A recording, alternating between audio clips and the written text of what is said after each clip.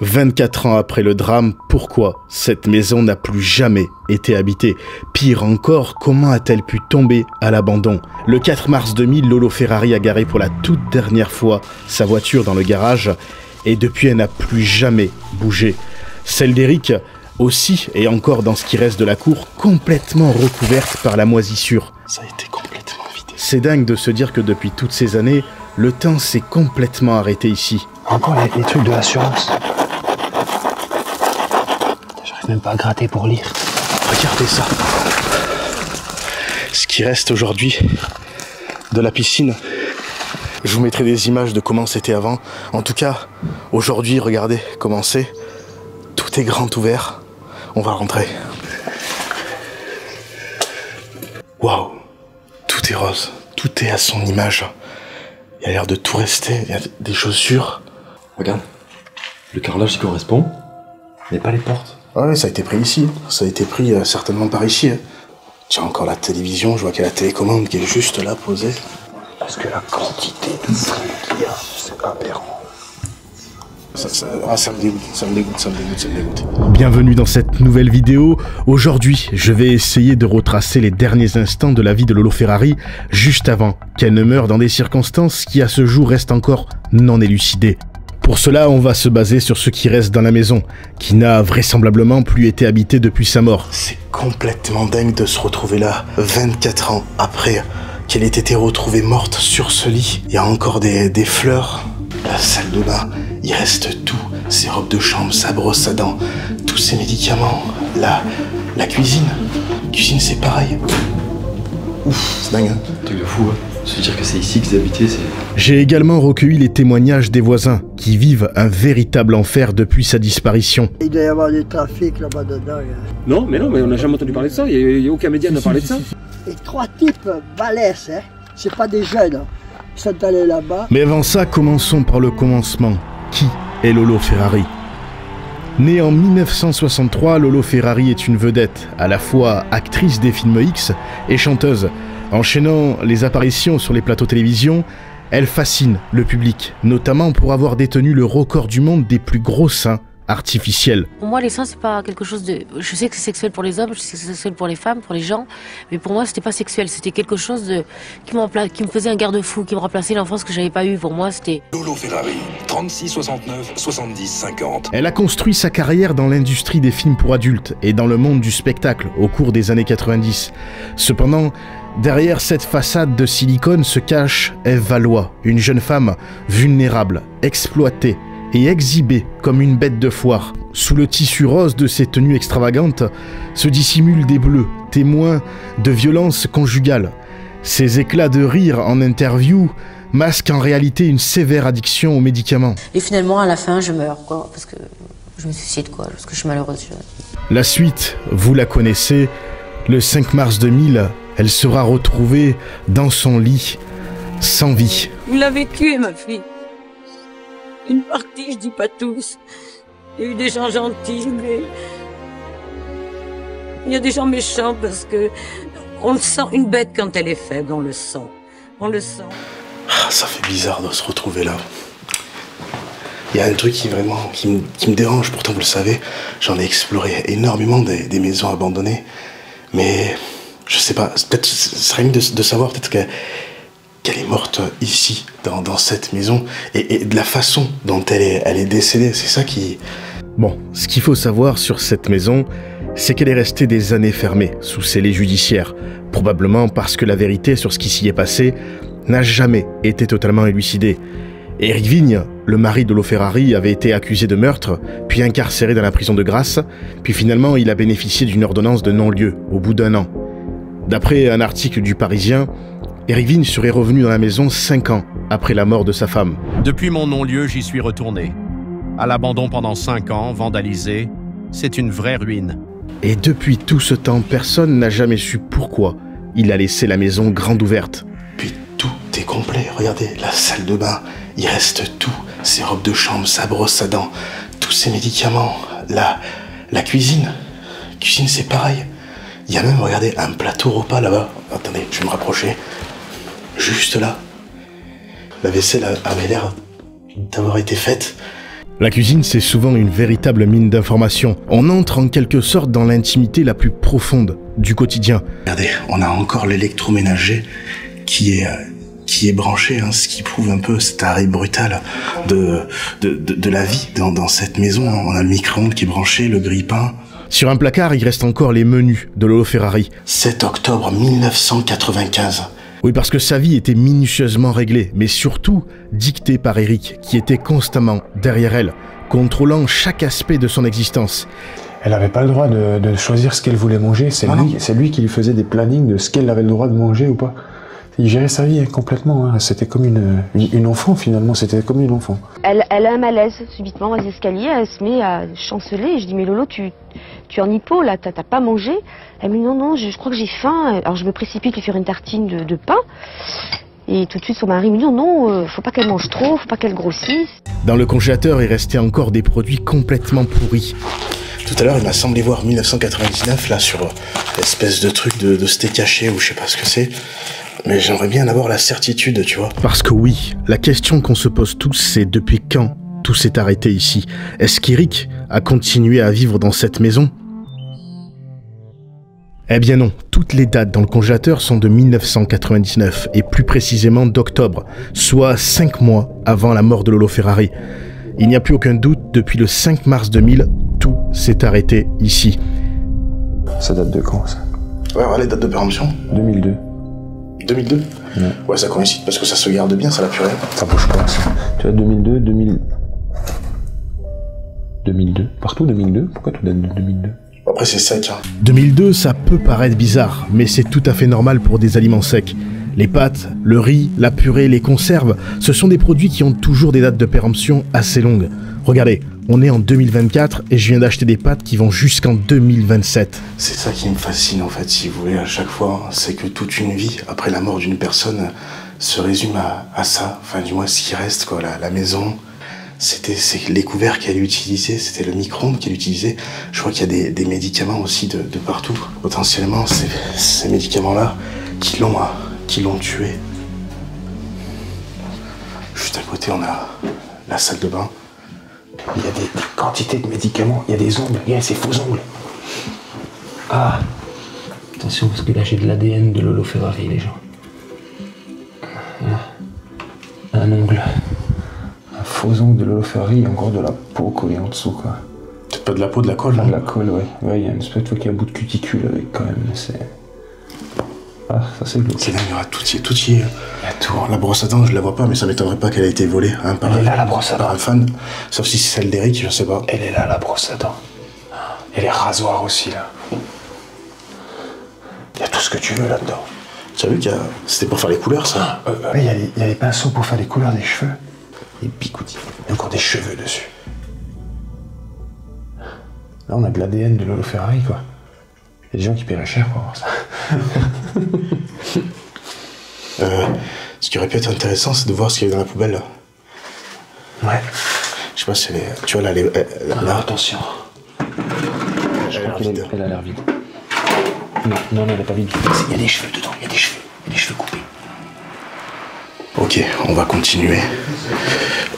C'est quand même assez petit, hein. C'est quoi, là? Ah, attends. Je crois que c'est les coussins qui vont sur les transats dehors pour la piscine, ça. On a des coussins pour mettre sur des transats. C'est exactement les mêmes que l'on peut retrouver dans plusieurs de ces films. C'est toujours étrange de faire cette comparaison, vous savez, le avant-après, et se dire que les coussins sont toujours là, mais que la personne, elle, n'existe plus. On va aller voir les chambres, dont la fameuse chambre dans laquelle elle est décédée. Ouais, la chambre où elle a été retrouvée par son mari. Elle a été retrouvée par son mari le matin au réveil. Et on a encore des médicaments partout. Dans les escaliers, il y a une armoire à pharmacie. C'est la pilule. Elle prenait la pilule. Il y a la pilule. C'est dingue, même dans les escaliers, tu retrouves des médicaments. Il y a des tubes de crème et tout. Mais je l'avais pas vu par terre. Il y en a partout. Mais alors, je crois qu'elle a été retrouvée donc du coup le 5 mars 2000 par Eric Vigne. Les pompiers sont arrivés, hein. Ils n'ont pu que constater le décès. Et je crois qu'ils l'ont retrouvée avec des hématomes. C'est ça qui n'a jamais été compris d'ailleurs. Des hématomes sur les jambes. C'est cette chambre-là? Alors non, ça c'est la chambre en fait que les gens utilisaient pour faire des affaires sexuelles avec elle. En fait, les gens qui payaient Vigne, ceux qui faisaient venir, ça c'était la chambre bordel, entre guillemets. C'est là-dedans qu'ils venaient faire leurs petites affaires. Et juste à côté, c'est la chambre dans laquelle elle est morte. Ah, celle-là. Donc là, on va y aller directement. À moins que tu veuilles faire celle-là avant. Oh, puis c'est resté dans son jus. C'est juste que regardez, la tapisserie est tombée. Tout était peint en rose. Ah, c'est vraiment la chambre de Fifi. Ah. C'est dans ce lit qu'elle a été retrouvée morte. Au matin par son mari. Version officielle des faits, parce qu'il y a toujours un grand mystère là-dessus. On ne saura probablement jamais ce qui s'est réellement passé ces dernières heures où Lolo Ferrari était encore en vie. Mais ce qui est certain, c'est que tout a basculé très rapidement. Le soir de sa mort, elle serait sortie avec son amant, comme le stipulent plusieurs articles. Elle a passé sa soirée avec son amant, puis elle est rentrée à 23 h, malade. Elle a pris ses médicaments, puis elle est partie se coucher. Et c'est là qu'elle ne s'est plus jamais réveillée. Alors certains disent qu'elle aurait été étouffée. Ah ben sûr qu'il a tué, c'est lui, il a étouffé. D'autres prétendent que ce n'est qu'un accident. On ne saura jamais le fin mot de l'histoire. Les pantoufles roses, on la voit sur plein de photos avec ces pantoufles roses. Elles sont derrière? Elles sont là. Attends, tiens-le. Ouais, je le tiens, le miroir. Je vais allumer. Elles sont là. Il y en a une là et l'autre là vers mon pied là. Il y a ces pantoufles. D'accord. Ouais, je l'ai jamais vu celle-là. Je sais pas qui c'est qui les a mis derrière. Je sais pas. Tu vois qu'il y a énormément de passages ici. Ah mais regarde comme ça a été grignoté. Après il faut dire que il y a des infiltrations d'eau. C'est dingue parce que là je vois cette table de chevet qui est aujourd'hui effondrée et on la retrouve dans un reportage quand elle était encore vivante. On reconnaît bien le lit et donc du coup cette table, il y avait son réveil, il y avait tout et le plus dingue, regardez, c'est que c'est encore branché quoi. Il y a encore 2-3 fringues mais ils sont coincés sous les pieds du lit derrière. C'est quoi ce truc rose? Il y a encore des chaussures mais c'est quoi ça? Ah bah tiens, regarde où ça a été mis. C'est les fleurs qu'on voit, ouais. C'est ça, les bouquets. Il y a des bouquets de fleurs, il y a encore des trucs. Ah, je sais pas où je mets les mains, là. Ouais. Ah, j'ai un truc tout poisseux au bout de mes mains. C'est quoi? C'est un rideau, encore? Une robe de chambre, une nuisette, je sais pas. C'est encore un rideau? Je sais, non. Non, c'est sa robe de chambre. Si, attends. Attends, parce que je tiens ça, mais j'aurais même des gants pour ce genre de conneries. C'est vraiment sa robe de chambre. La fameuse avec les ailes. Il y a des photos, on la voit avec ça. Ouais. Il y a même des mecs qui ont coupé dedans. Elle sent la pisse. Ouais, mais voilà, c'est ce que j'allais te dire. Ça me semble pas que des personnes ont pissé dessus. Ah ouais, ça pue la pisse. Ça me dégoûte. Alors, ce qui me dégoûte, c'est surtout le geste. C'est surtout le geste. Une personne qui aime pisser, enfin, c'est n'importe quoi. Je me suis fait la réflexion il y a quelques minutes. C'est que la maison est devenue presque impersonnelle. Toutes les photos, tous les DVD, la plupart des habits ont été volés. Donc, par des fans. D'ailleurs, certains se sont empressés de vendre des culottes ou des soutiens-gorge sur le bon coin. Je vous jure, quasiment tous les vêtements ont été volés. Il y a un véritable trafic ici et vous le verrez plus tard. J'ai eu l'occasion de discuter avec le voisinage et c'est comme ça que j'ai appris que des personnes venaient voler pour revendre sur internet. Vous êtes aux premières loges, je veux dire là, vous devez voir à mon avis. On voit pas tout ça. Je ne voulais pas préciser, mais je pense que vous l'avez compris, cette maison attire énormément de monde. Morgan l'avait déjà visité il y a 3 ans, il en avait d'ailleurs sorti une vidéo où l'on peut voir qu'il y avait beaucoup plus de vêtements qu'aujourd'hui. Il restait même encore son serre-tête, celui qu'elle portait sur la dernière photo qui a été prise d'elle le 29 février 2000, 5 jours avant de mourir. Comme je vous dis, la maison a été tellement visitée, vous pouvez pas imaginer, on parle de centaines, voire de milliers de personnes, de milliers, je pense très honnêtement, et les voisins tout autour en ont vraiment marre, tu vois, chose que je peux comprendre, hein. Là, il y en a encore là, des chaussures, ici, juste là. Alors moi, il y a un truc qui me choque dans cette maison, parce que je l'ai quand même visité 2 fois. La première fois il y a 2 ans, et j'y suis revenu il y a 1 an. La première fois, il restait énormément de choses. Sur la table, on avait des DVD, on avait retrouvé des cassettes, il restait des albums de musique de Lolo Ferrari, parce qu'elle a sorti 2 albums, 2 singles, je crois. Tous ces objets ont disparu. Il y a pas mal de nuisettes qui ont disparu. La brassière soutien-gauche qu'on avait trouvée a disparu. Énormément de paires de chaussures ont disparu. Et moi, ce qui me chagrine, c'est que j'en ai revu de ces objets à vendre sur eBay. Donc, il y a apparemment des gens ici qui viennent piller la maison pour se faire de l'argent sur le dos de cette personne morte en revendant ces objets à des fétichistes ou des collectionneurs un peu tarés sur internet, quoi. Il y a de la demande. Le pire, c'est qu'il y a de la demande là-dedans. Donc le pire, moi, je dis, c'est même pas le pire, c'est pas les gens qui vendent ça, c'est les mecs qui achètent ça, qui sont prêts à payer. J'ai l'impression que la demande, parce qu'elle vient des États-Unis, parce qu'elle c'est principalement de là-bas. Ouais. Elle était très connue là-bas. Elle était très connue là-bas. Ouais. D'ailleurs, je reçois régulièrement des messages sur Instagram, alors que j'ai sorti la vidéo, ça fait quand même plus d'1 an, de gens qui me demandent l'adresse de cette maison, mais des gens qui viennent de Belgique, des États-Unis, d'Australie, un Allemand encore la semaine dernière qui m'a demandé où était cette maison parce qu'il prévoyait un voyage dans le sud de la France et voulait venir la voir. Enfin, elle fait rêver, mais toute la planète, cette maison. Pourquoi? Elle méritait vraiment pas ça. Elle méritait vraiment pas ça. Ce qui est fou, c'est qu'elle elle est morte au mois de mars. Ouais. Et il y a encore des décorations de Noël. Donc tu peux te dire qu'elle a jamais... ils ont jamais vidé leur sapin. Après, je sais qu'ils étaient souvent en vadrouille. Hein. Ils vivaient dans cette maison, mais c'était pas l'endroit où ils passaient le 3 quarts de leur vie. Hein. C'était beaucoup dans des hôtels, en déplacement, à gauche, à droite. Donc... à tout moment, entre la période de Noël et la période où elle est décédée ici, ça va bouger. Hein. Toi, le sapin, ça y était déjà. Tu l'as déjà. Ça y était déjà. Parce que c'est vrai qu'on peut se dire, il y a eu des mises en scène, c'est une certitude. Il y a eu plein de mises en scène, mais ça va être difficile de faire la part des choses. Mais on va faire attention. Hein, on va faire attention à ce qu'on dit. Dans tous les cas, vous savez comment je fonctionne. Il y aura beaucoup d'hypothèses, beaucoup de suppositions de ma part, et certainement une conclusion à la fin de cette exploration. C'est ça le problème. Il est désormais difficile de faire la part des choses entre les objets qui n'ont pas bougé depuis le jour du drame et ceux qui ont été déplacés par les nombreuses personnes qui sont venues visiter la maison. Posez la question aux voisins, il paraît qu'il y a plus de 25 personnes chaque jour qui visitent cette maison. Aujourd'hui, on a presque oublié qui était Lolo Ferrari. Pourtant, à l'époque, c'était une véritable star. Tout le monde la connaissait. C'est pour ça que sa maison a attiré autant de monde. Certains sont venus déposer des fleurs sur le lit où elle serait morte. D'autres ont écrit des messages d'adieu sur les portes ou ont laissé une trace de leur passage pour dire « Je suis venu ». Ah, tu vois, 2022, 2021... 2023... Il n'y a rien de récent, hein. 2023 les dernières inscriptions, c'est marrant. Là on a des choses un peu plus intéressantes déjà. Là il reste des vêtements. C'était la chambre d'amis ça? Là aussi, j'ai retrouvé une vidéo d'elle, probablement filmée par Eric, puisqu'il capturait absolument tous les instants de sa vie. On la voit dans sa robe préférée, cette même robe dans laquelle elle a été inhumée.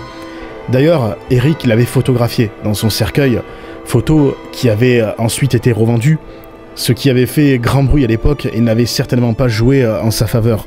Éric Vigne, il va faire parler de lui aussi parce qu'il a vendu des photos du corps de sa femme dans son cercueil. Ça va pas prêcher en sa faveur, j'ai envie de dire. Ça devait être une chambre d'amis, oui.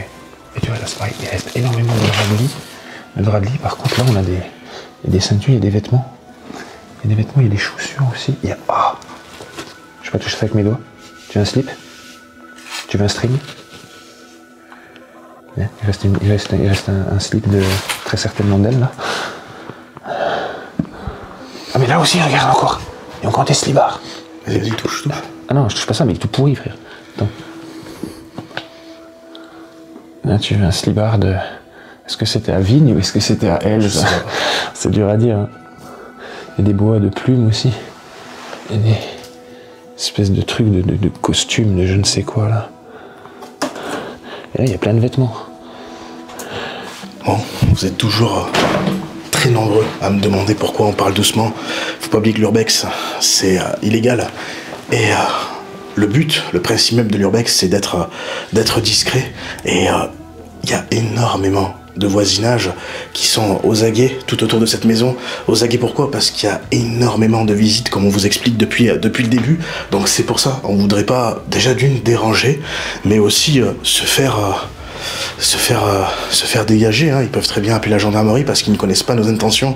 Il faut savoir qu'il y a des personnes qui viennent ici pour casser, pour voler, et nous, bon, on est juste venus là explorer, bien que, on le sait, en temps normal, on n'aurait pas le droit d'y être. Regarde, ça c'est la preuve qu'ils étaient dans la merde. Voilà ce qu'ils ont reçu en recommandé. Un problème avec la ville de Grasse qui leur réclame de l'argent, qui menace de leur couper l'électricité. EDF nous a signalé que vous aviez des difficultés pour régler vos factures. Le CCAS, Centre Communication. Ouais, c'est ça. Donc ils étaient suivis par le CCAS, donc ils étaient vraiment gros problème d'argent apparemment. Mais à la fin, je sais que le travail, ça marchait plus très fort. Hein. Ben, on le voit, ils payaient plus leurs factures. 2008, ça date. Ça a été la descente. Après, est-ce que c'est pour ça qu'elle s'est donnée la mort? Enfin, ça, plus d'autres choses, hein, tu vois. Peut-être. Mais elle était tombée dans une sale déprime. Hein. Et là, c'était quoi, là? Chant. Il y a quand même un truc qu'il faut qu'on vous montre, parce qu'il y a énormément de gens qui étaient persuadés qu'elle était morte dans ce lit, pour une simple raison, qui se trouve juste là, parce que ça a été retourné. On va faire attention, parce que c'est un peu crado. Et la tâche là. Plein de gens pensaient que c'était le corps de Lolo Ferrari qui avait dépéri dans son lit. En tout cas, c'est ce que beaucoup disent dans certaines vidéos. Beaucoup disent, voir. énormément pensaient qu'elle était morte là, donc ils sont venus mettre les couronnes de fleurs ici, les peluches, tout était posé là. Alors cette tâche, elle n'est pas compliquée, juste lève la tête. C'est bête, hein. C'est juste qu'il y a un trou dans le toit qui a bouffé le plafond, c'est simplement une tache d'humidité. Faut savoir que Lolo Ferrari a été retrouvé à peine quelques heures après sa mort. Je ne sais pas ce que vous pensez de toute cette histoire, peut-être que vous n'étiez même pas encore né à l'époque, mais j'aimerais vraiment connaître votre avis sur cette affaire. Qu'est-ce que tu en penses, toi, par rapport à Eric Vigne? Tu penses que c'est lui qui... Je me dis, il y a une théorie. Tu te dis, le mec, il a tué sa femme. Ça, c'est ce que tout le monde pense. C'est ce que les parents, enfin, un des deux parents pense, parce qu'il y a quand même, je crois, un des deux parents qui est un peu persuadé qu'elle s'est donnée la mort toute seule. Moi, je me mets à la place d'Eric Vigne. Eric Vigne avait, entre guillemets, pas de travail. Son seul boulot, c'était d'être manager de sa femme. Pourquoi il serait allé tuer sa poule aux œufs d'or? Le seul truc qui lui rapportait de l'argent, son seul moyen de vivre, c'était sa femme. Parce que lui ne travaillait pas. Hein. Il gérait sa vie et il touchait l'argent. C'est d'ailleurs pour ça que Lolo Ferrari a toujours été très pauvre, parce qu'elle ne gérait pas son argent. C'est lui qui gérait tout. Donc tu te dis, pourquoi il l'aurait tué? Pour devenir pauvre, juste à la suite? Parce que c'est ce qui s'est passé. Hein. Ça a été la descente aux enfers pour lui, juste après. Donc t'as du mal à t'imaginer que le mec, il ait pu tuer sa seule source de revenus. D'un autre côté, est-ce que, en ayant appris qu'elle le trompait, malgré ils ont toujours eu une vie un peu spéciale, mais voilà, est-ce qu'il n'aurait pas, malgré l'amour et tout ce qui portait d'intérêt à cette femme par rapport à l'argent qu'elle lui rapportait, eu un coup de folie sur un moment et s'est dit, bon vas-y, cette fois, j'en peux plus, je mets les médicaments en plus et ciao. Il n'y a que lui qui pourra nous répondre à cette question-là, malheureusement. On ne le saura peut-être jamais, peut-être qu'un jour ça sortira, mais moi, j'ai d'un côté une part de moi qui me dit elle s'est donnée la mort toute seule parce que lui n'aurait pas pu tuer la personne qui lui rapportait de l'argent. Et d'un autre côté, quand on cherche un petit peu et qu'on recoupe un peu tout ça, il gérait sa vie, il gérait son argent, il gérait ses médicaments. Est-ce qu'à un moment donné elle n'a pas craqué complètement, eu un gros pétage de plomb et s'en est arrivé au fait que lui il arrive au point de non-retour et qu'il la bute, hein, clairement, voilà. Difficile de se prononcer définitivement sur une affaire aussi complexe. En prenant du recul, il y a effectivement des éléments troublants, que ça soit dans certains reportages ou à travers les témoignages des voisins. Moi, les gendarmes, l'autre fois, quand ils sont venus, ils m'ont dit, vous venez, on vous montre dedans. Moi, j'ai dit, j'ai jamais mis les pieds, je les mettrai jamais. Mais, parce que, ouais, d'accord, parce que vous pouvez venir, vous risquez rien. Parce que moi, Ève, j'ai adoré cette gamine. Ouais, et ça, ouais, c'était elle jouait avec ma gamine, elle était restée enfant. Ouais. Oui, c'était une femme enfant, ouais. Elle était adorable, et lui qui l'a bastonnée un jour, elle était accroupie. Il l'a tapé. Oh, elle était assise là par terre, elle pleurait. Alors je suis allé la voir pour essayer de la consoler. Oh putain, il m'a viré comme une... C'est le mot qu'il a employé. Beaucoup pointent du doigt Eric, pensant qu'il est forcément coupable. Ah mais sûr qu'il a tué, c'est lui, il a étouffé. Mais d'un autre côté, la justice a tranché. Et il a été innocenté. Et je pense qu'il est important de respecter cette décision, même si le doute persiste pour certains. C'est un mystère qui malheureusement ne trouvera peut-être jamais de réponse définitive. Je pense pas que ce soit lui qui l'ait tué, mais c'est lui qui a grandement participé à ça. C'est-à-dire qu'il a réussi à la mettre tellement dans un mode de vie où c'était la bête de foire qui lui rapportait de l'argent, où elle devait faire ça, ça, ça. C'est lui qui décidait de tous ses choix, de toute sa vie, tu vois. L'alimentaire, les médicaments. Comment elle devait sortir, comment elle s'habillait, qui elle avait le droit de voir ou de pas voir, tu vois. C'est lui qui gère absolument toute sa vie, toute sa vie.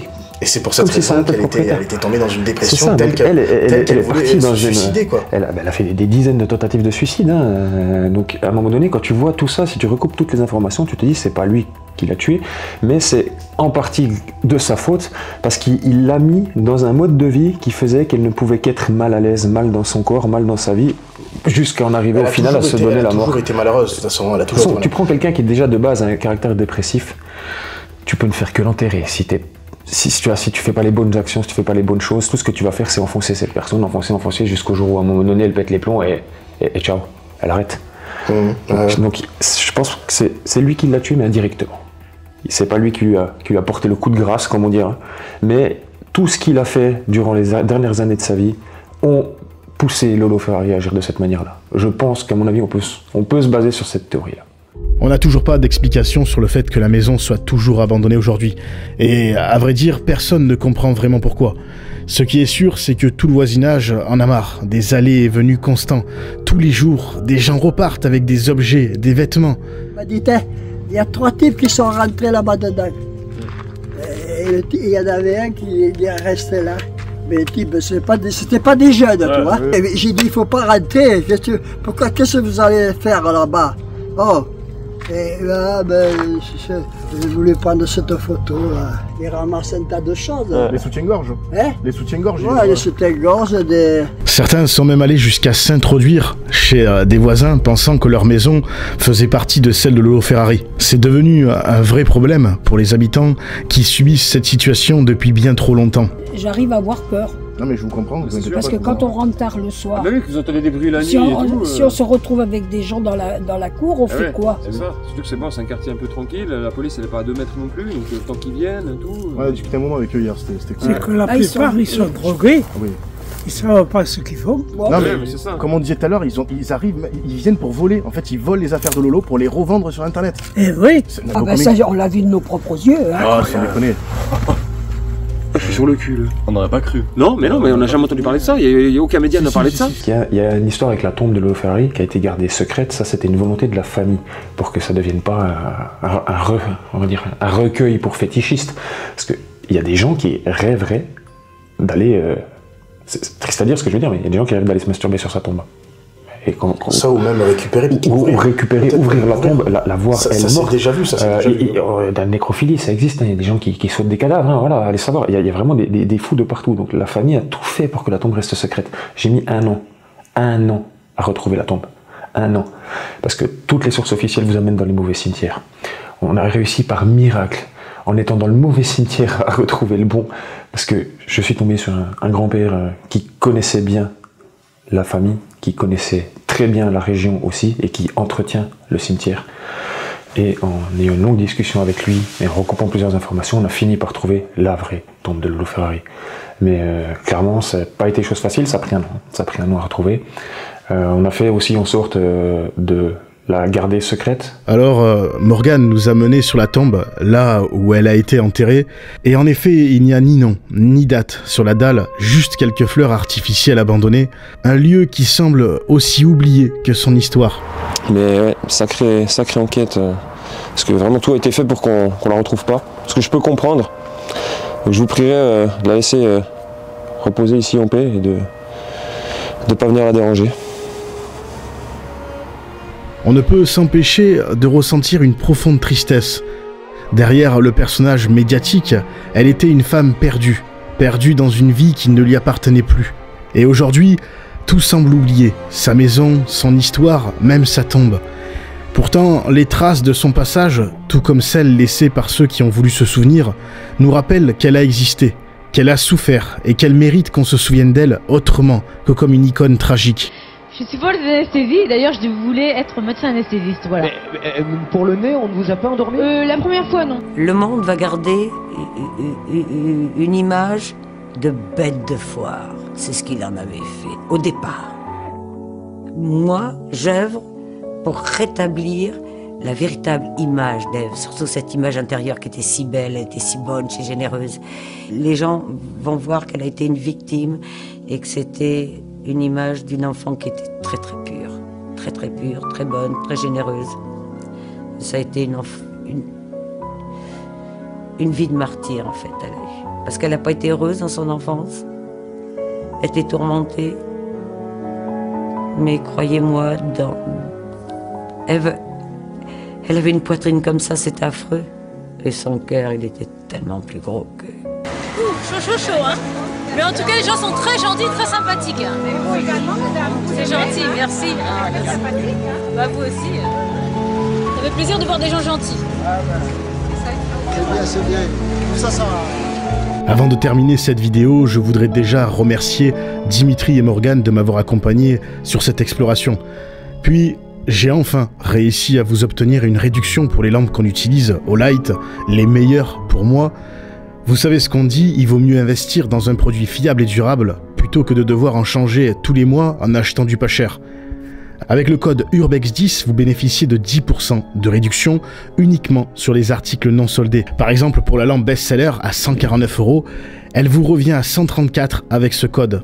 On se retrouve très vite pour une prochaine exploration. À bientôt. Ciao ciao.